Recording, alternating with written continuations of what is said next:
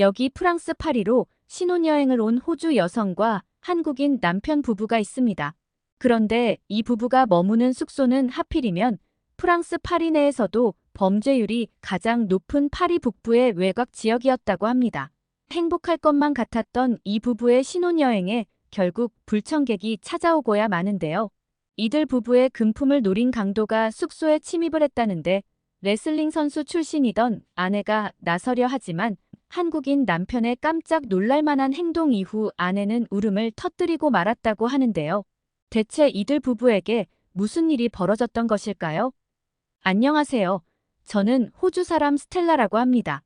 현재는 남편과 함께 호주에서 살고 있습니다. 남편은 한국인이고요.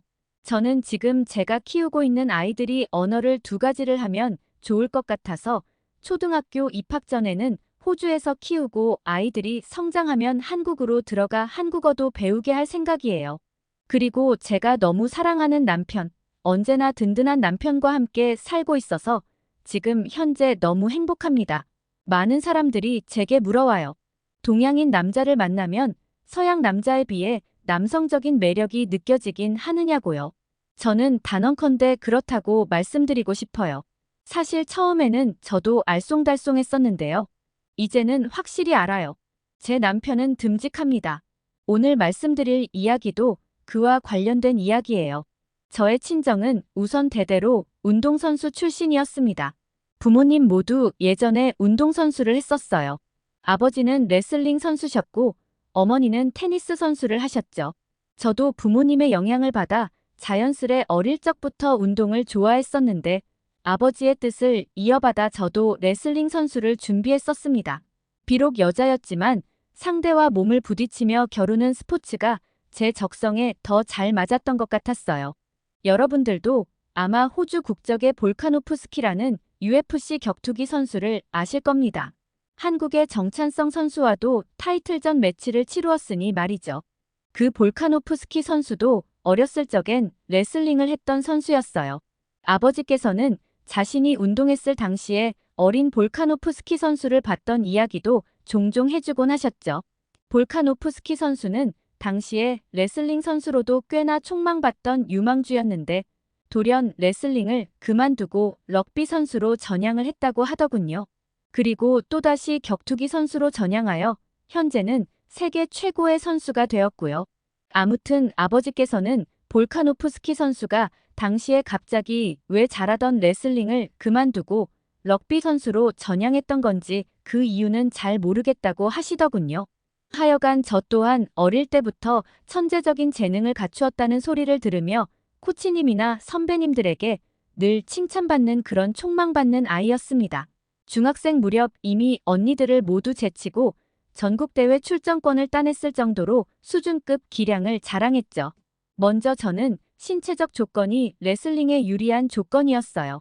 제 키는 호주 여자치고는 작은 키인 150 중반대의 키였는데 보통 작은 키는 다른 운동 종목에서는 불리한 경우가 많지만 레슬링에선 오히려 유리했죠. 작은 키는 무게 중심을 낮게 잡고 상대 하체를 노리는 태클 기술을 연마하기에 최적화된 신체 조건이거든요. 게다가 악바리 같은 끈질김과 남다른 승리욕, 빠른 스피드로 무장한 저는 큰 기대를 받았어요. 그런데 호주는 사실 여자 레슬링에서 불모지나 마찬가지인 나라인데요. 저를 보며 호주 여자 레슬링에서도 세계 무대에 도전할 수 있는 제목이 나왔다는 평가가 잇따랐죠. 제 스스로도 늘 자신감이 차고 넘쳤습니다. 저는 제가 늘 최고의 선수가 될 것이라 생각했지만 그렇다고 자만하지는 않았어요. 자신감과 자만은 다르잖아요. 자만은 곧 독이라는 생각으로 늘 겸손하게 열심히 운동에 몰두했답니다. 그렇게 앞길이 창창할 줄 알았던 저는 큰 고난을 맞이하게 되는데요.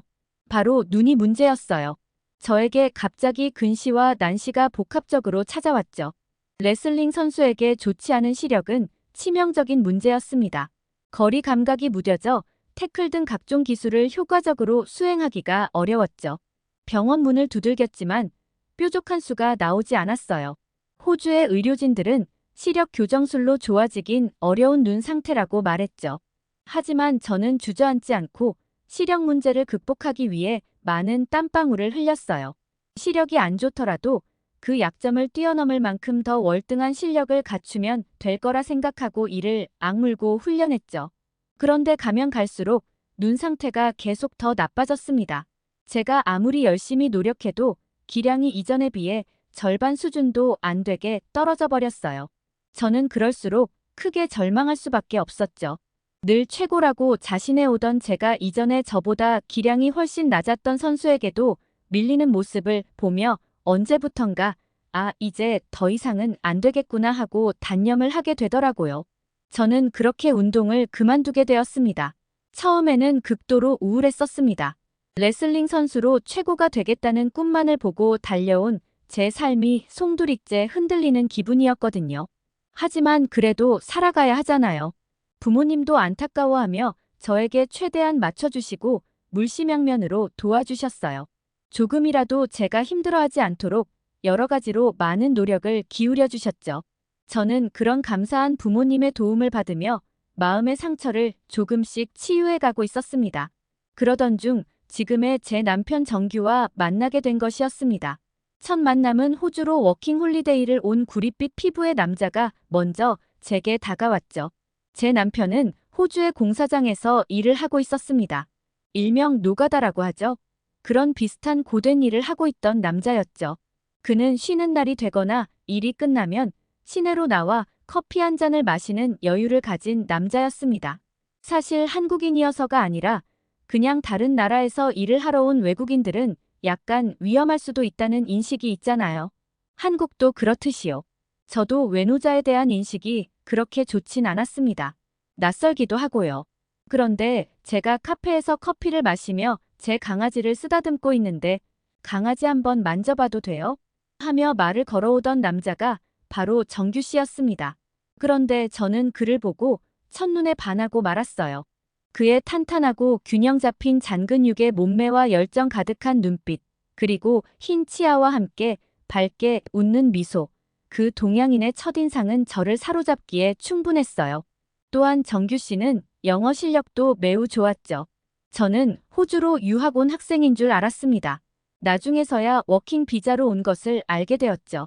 하지만 이미 그것은 상관이 없었습니다. 저는 그에게 이미 마음을 빼앗겼기 때문입니다. 제 성격이 원래 돌직구 스타일입니다. 한번 꽂히면 일단 지르고 보는 성격이죠. 그렇게 저는 정규 씨에게 그날 바로 만나보자고 고백을 했어요. 정규 씨도 처음엔 살짝 놀라더니 이내 쿨하게 그러자고 하더라고요. 그렇게 저희의 사랑은 시작되었죠.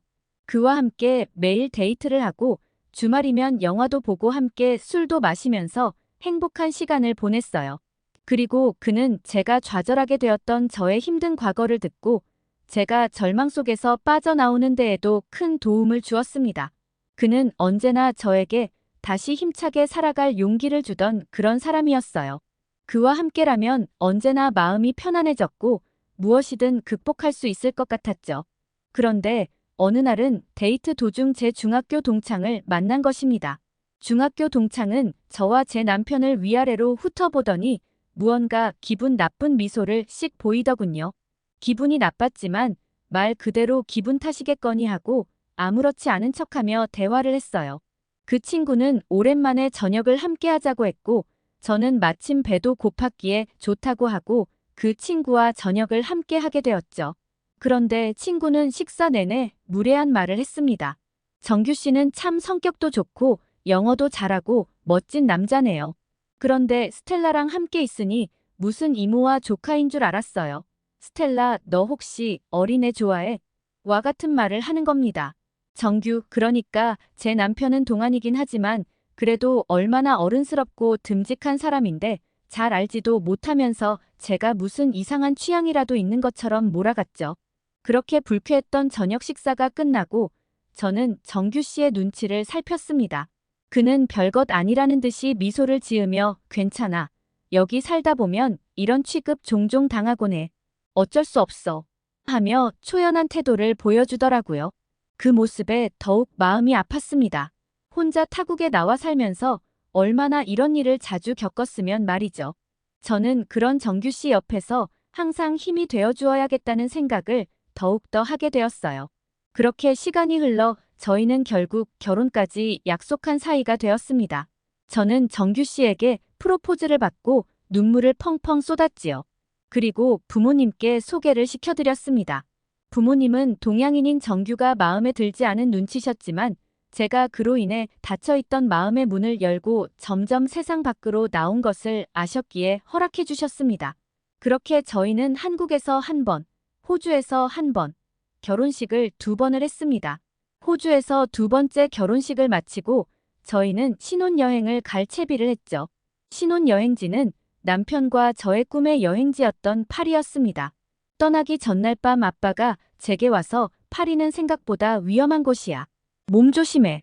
위험한 일이 생기면 내 남편보다 내 몸을 우선 지켜. 알겠지? 라고 하셨습니다. 저는 별 걱정을 다 하냐며 마음 편히 지내고 계시라고 했죠. 그리고 저희 둘은 드디어 파리행 비행기에 올랐습니다. 처음 가본 프랑스는 정말 세계적인 관광 국가답게 너무도 멋졌습니다. 저희는 에펠탑도 구경하고 여러 박물관도 돌아다니면서 정말 행복한 시간을 보냈죠.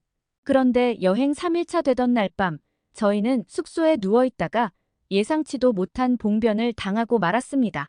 사실 호텔은 값이 너무 비싸서 파리의 변두리에 에어비앤비로 숙소를 빌렸거든요. 안전하다고 생각했어요. 나중에야 알게 된 사실이지만 저희가 머물렀던 파리 북부 지역은 파리 내에서 범죄 발생률이 가장 높았던 지역이더군요. 너무 안일했죠. 그날은 비가 쏟아지던 날이었습니다. 띵동. 갑자기 벨이 울렸습니다. 저희가 시키지도 않은 피자가 배달 왔다고 하더라고요. 느낌이 쎄하더군요. 그런데 저희가 이미 대화 소리를 크게 내고 있던 중이었기 때문에 그 사람은 분명 집안에 저희의 인기척을 느꼈습니다. 남편은 창문 쪽으로 다가가서 저에게 위험한 상황임을 알렸고 저보고 방에 들어가 있으라고 했습니다. 저는 무슨 말도 안 되는 소리냐며 콧방귀를 뀌고는 근처에 무기가 될 만한 것을 집어들었죠. 그리고 그 수상한 남자는 문을 부수려고 했고 무언가를 강하게 내리치면서 문을 부쉈습니다. 여러분들도 아시다시피 유럽 국가들은 아직 열쇠로 문을 여는 나라가 대부분이고 문 자체도 나무로 된 문이 많습니다. 손잡이도 망치 같은 걸로 한번 세게 내려치면 바로 부서져 버리는 그런 문들이죠. 특히 저희가 머물던 숙소는 변두리의 값싼 숙소였기 때문에 문 자체가 튼튼한 문이 아니었어요. 아무튼 침입한 그의 행색을 보아하니 남미 쪽 사람 같아 보였고 강도짓을 하려고 집안에 침입하려 했던 겁니다. 근데 여럿이 아니라 혼자더군요. 짧은 순간 남자 한 명쯤은 레슬링 선수 출신인 제가 제 앞에서 남편과 제 몸 하나쯤은 지킬 수 있을 것이라는 판단이 들었죠. 저는 자세를 잡고 기회를 보고 있었어요. 그 순간이었습니다. 어디 숨어 있는 줄 알았던 남편이 무장 강도가 자신의 바운더리로 들어오자마자 날아올라 강도가 손에 쥐고 있던 무기를 발로 차버렸습니다. 그리고 뒤에서 그를 압박했고 저보고 빨리 신고를 하라고 했죠. 저는 어안이 벙벙한 상태로 신고를 했고 그 수상한 남자는 경찰에게 바로 인계되었습니다. 다행히 한 사람이어서 저희가 빠르게 제압을 하고 신고까지 무사히 할 수 있었던 거지 2~3명이었으면 힘들었을 거예요. 그는 아마 제가 차고 있던 값비싼 시계와 액세서리들을 보고 저희 뒤를 밟으며 몰래 쫓아온 듯해 보였어요. 하마터면 큰일이 날 뻔했다는 사실에 제가 정신을 못 차리고 주저앉아 있으니 남편은 많이 놀랐냐며 위로를 해주더군요. 그의 가슴팍에 묻히니 놀랐던 심장이 진정이 되고 눈물이 다 났어요. 태어나서 이런 일을 처음 겪어보다 보니 정말 그 충격이 생각보다 엄청나더라고요. 저도 제가 꽤 강심장이라 생각했는데 놀란 가슴이 쉽게 진정이 되질 않았죠. 그리고 저는 남편에게 어떻게 그런 용기가 났어? 라고 물었습니다. 그러자 남편은 사랑하는 사람을 잃을 수 있다는 생각에 물불 안 가렸지 뭐야. 예전에 군대에서 태권도 단증을 따놨는데 그게 이렇게도 쓰이네 하면서 머쓱해했죠. 너무 아무렇지 않게 말해서 놀랐습니다. 남편은 강심장을 넘어 아예 강철심장처럼 보였어요. 이런 충격적인 일을 겪고도 금세 아무렇지 않아 하면서 오히려 절 위로해주는 걸 보니 내면이 보통 단단한 사람이 아니구나 싶었죠. 그리고 그가 동양 무술의 최고봉, 태권도 유단자라는 사실도 놀라웠고요. 저도 운동을 했었기 때문에 각종 무술에 대해 관심이 많았는데 태권도라는 무술이 정말 뛰어난 무술이라는 것은 저도 알고 있었거든요. 한국 남자들이 의무복무제라서 남편이 군대를 다녀왔다는 것은 알고 있었지만 남편이 태권도 유단자라는 것은 전혀 몰랐었죠. 하여간 저는 그날 밤새 남편 품에서 진정을 해야만 했습니다. 그리고 호주로 돌아와 부모님께 이런 이야기를 해주니 부모님은 못 믿는 눈치셨습니다. 못 믿으면 뭐 어때요? 제가 믿는걸요. 그리고 남편과 저는 허니문 베이비로 아이를 가졌어요. 웃기죠? 그런 상황에서 임신이 된 게요. 딸아이래요. 제가 임신을 한 뒤부터 원래부터도 자상하던 남편이 어찌나 더 잘 챙겨주는지 말도 못해요. 아무튼 저희는 이제 곧 이쁜 딸아이 출산을 앞두고 행복하게 살아가고 있습니다. 훌륭한 한국인 남편을 제게 내려준 하늘에 늘 감사드리는 마음이랍니다. 오늘 제 이야기 들어주셔서 감사합니다. 오늘 호주 여성 스텔라 씨 사연 어떻게 들으셨나요? 스텔라 씨가 훌륭한 한국인 남편을 만나 좌절을 극복하고 행복하게 살아간다는 이야기를 들으니 저 또한 마음이 뿌듯해지네요. 사연을 재밌게 들으셨다면 구독과 좋아요, 그리고 알림 설정 부탁드리며 끝까지 시청해 주셔서 감사합니다.